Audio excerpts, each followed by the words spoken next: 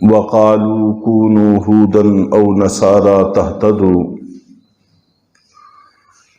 اور یہ یہودی اور عیسائی کہتے ہیں کہ تم یہودی یا عیسائی ہو جاؤ تو تم راہ راست پر آ جاؤ گے۔ یہود و نصارہ کا دعویٰ یہ بھی تھا کہ ہمیں حضرت یعقوب علیہ السلام نے اپنے انتقال کے وقت وصیت کی تھی کہ تم یہودی رہنا، یہودیت کو نہ چھوڑنا، اور یہ بھی کہتے تھے کہ حضرت ابراہیم علیہ السلام اور حضرت یعقوب علیہ السلام، حضرت اسحاق علیہ السلام یہ بھی یہودی تھے۔ تو یہ دونوں نظریات ان کے اللہ رب العزت نے یہاں سے غلط ثابت کیے ہیں۔ جو لوگ پہلے گزر گئے ہیں ان سے متعلق کوئی بھی بات ہم تک پہنچنے کے ذرائع جو ہوتے ہیں ان میں سے ایک یہ ہے کہ آدمی خود وہاں موجود ہو، اور یقیناً یہ اس وقت موجود نہیں تھے۔ اللہ رب العزت نے اس کا تذکرہ بھی کیا کہ ام کنتم شہداء اذ حضر یعقوب الموت، کیا تم اس وقت موجود تھے جب یعقوب علیہ السلام کی موت کا وقت قریب آیا تھا؟ تو یقیناً یہ اس وقت موجود نہیں تھے، انہوں نے خود نہ دیکھا نہ سنا۔ اور دوسرے بات یہ ہے کہ اللہ تعالیٰ جو سب کچھ جانتے ہیں انہوں نے کسی کتاب میں یہ بات اتاری ہو؟ ظاہر ہے کہ ایسا بھی کوئی نہیں، نہ تورات میں، نہ انجیل میں، نہ قرآن میں، نہ زبور میں، نہ کسی صحیفے میں، کہیں پر بھی یہ بات موجود نہیں ہے۔ اور تیسری بات یہ ہوتی ہے کہ جو وہاں موجود تھا اور اس کے سچے ہونے پر یقین بھی ہے، وہ آ کر بتا دے کہ میں اس وقت موجود تھا، میں نے سنا ہے کہ اس وقت وہ یہ بات کہہ رہے تھے، تو ایسی بھی ان کے پاس کوئی بات موجود نہیں ہے۔ تو سوائے اس کے کہ یہ محض من گھڑت بات ہے اور کچھ بھی نہیں ہے۔ جبکہ حضرت ابراہیم علیہ السلام اور حضرت یعقوب علیہ السلام دونوں کی وصیتیں یہاں پر موجود ہیں، انہوں نے مسلمان رہنے کی ترغیب دی اور اسی پر عہد لیا اور اسی کی وصیت فرمائی۔ بلکہ اللہ رب العزت نے اس صفحے میں 7 دفعہ مسلمان کے لفظ کا استعمال فرمایا۔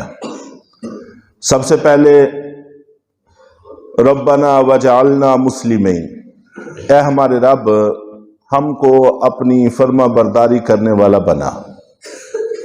نمبر 2 ومن ذریتنا امۃ مسلمۃ لک، کہ اے ہمارے رب ہماری اولاد میں سے بھی اطاعت گزار لوگ پیدا فرما۔ اور نمبر 3 اذ قال له ربہ اسلم، کہ اللہ رب العزت نے ابراہیم علیہ السلام کو کہا کہ فرما برداری کرو۔ اور نمبر 4 قال اسلمت لرب العالمین، ابراہیم علیہ السلام نے کہا کہ میں رب العالمین کے سامنے جھکتا ہوں، اس کی بات مانتا ہوں۔ اور نمبر 5 فلا تموتن الا وانتم مسلمون، کہ اگر تمہاری موت بھی آئے تو مسلمان ہونے کی حالت میں آنی چاہیے۔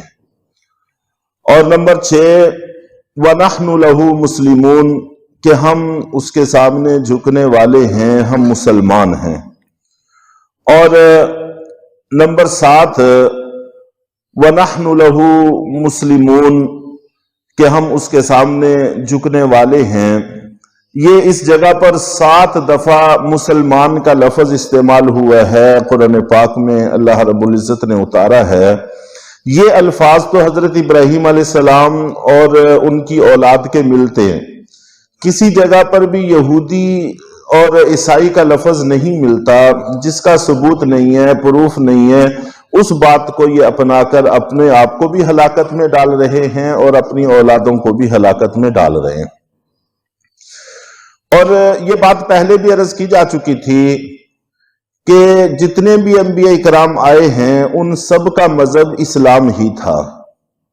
اسلام کا معنی فرما برداری کرنا، بات کو ماننا۔ لیکن یہ ان کی صفت تھی. باقاعدہ نام صرف اس امت کا ہے، اس امت کی صفت بھی اسلام ہے اور نام بھی اسلام ہے. یہ ایسے ہی ہے جیسے کسی بادشاہ کے غلام ہوں اور ان کو سب کو غلام تو کہا جاتا ہے اور غلام ہونا سب کی صفت ہے، لیکن کسی ایک کا نام بھی غلام رکھ دیا جائے. جیسے عبداللہ، سارے ہی اللہ کے بندے ہیں، اگر ایک بندے کا نام بھی عبداللہ ہو تو اب اس کا لقب بھی عبداللہ، اس کی صفت بھی عبداللہ، اس کا نام بھی عبداللہ، تو اس سے اہمیت بڑھ جاتی ہے. تو اسی طرح یہ امت ہے، پہلی امتوں کی صرف صفت اسلام تھی، اس امت کا نام بھی اس مسلمان ہے اور اس کے ساتھ ساتھ ان کی صفت بھی مسلمان ہونا ہے. اور حضرت یعقوب اور حضرت ابراہیم علیہ السلام کی ایک بات تو یہ کہ انہوں نے مسلمان رہنے کی وصیت کی، اور یہ کہتے ہیں کہ یہودی یا عیسائی رہنے کی وصیت کی. ایک بات بالکل غلط ہے، درست نہیں ہے جو یہود و نصارہ نے نظریہ اپنایا ہوا ہے. اور دوسری بات انتہائی اہم یہاں پر یہ ہے کہ حضرت ابراہیم علیہ السلام اور حضرت یعقوب علیہ السلام دونوں نے اپنی اولاد کی فکر کی ہے.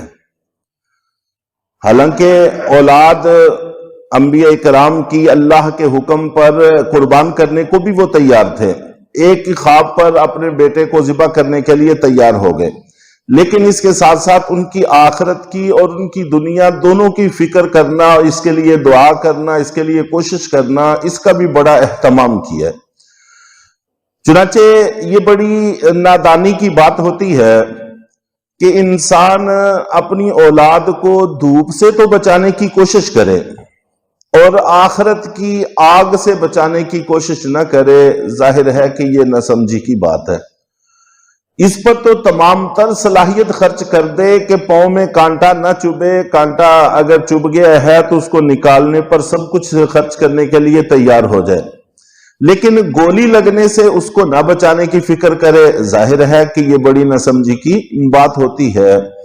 تو اسی طرح ہم میں اس وقت ہر بندہ اپنی اولاد کی دنیا کی فکر تو کرتا ہے. جب سے وہ بچہ پیدا ہوتا ہے تب سے لے کر جب تک ہمارے پاس سانس موجود ہیں ہم ان کی دنیا کی فکر کرتے رہتے ہیں.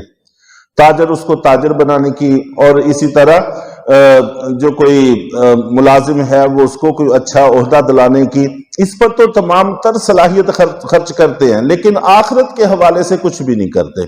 تو یہ بھی بات بڑی کمزور ہے. تو ہمیں جیسے دنیا کی فکر کرنی ہے، آخرت کی فکر کرنا بھی ضروری ہے. وَقَالُوا كُونُوا هُودًا أَوْ نَصَارَىٰ تَهْتَدُوا، یہ یہودی اور عیسائی کہتے ہیں کہ یہودی ہو جاؤ یا عیسائی ہو جاؤ تو تم راہ راست پر آ جاؤ گے.